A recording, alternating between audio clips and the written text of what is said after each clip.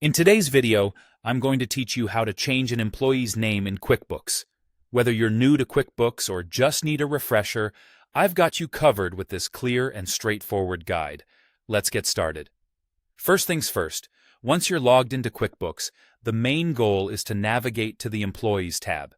This section is pivotal because it's designed exclusively for managing everything related to your workforce. Think of it as the command center for your team's information. Click on the Employees tab, and this will open up a detailed list of all your current team members. It's a user-friendly interface, letting you view your team composition at a glance, aiding in easy management and updates. Once you're on that page, your task is to pinpoint the specific employee profile you need to update. Find the employee whose display name you want to change among the list of profiles. When you click on their name, you're essentially zeroing in on their individual data, crucial for ensuring the name change happens smoothly. Take a moment to make sure it's the right profile you're working with. With the profile open, you'll notice several tabs, but for this task, your focus should be squarely on the personal info section. Clicking here takes you to the heart of the employee's personal data. Consider this area the Personal Data Hub. It's where essential information pertinent to your team member is consolidated. Once inside, you'll spot an Edit button. It's your gateway to modifying the necessary information.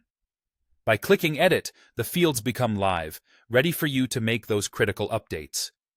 Next, you need to locate the Show Display Name option.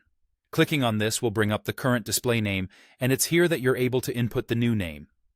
Remember, this is a significant step, so ensure the name you enter is correct. Now, arguably the most important step of all, clicking Save.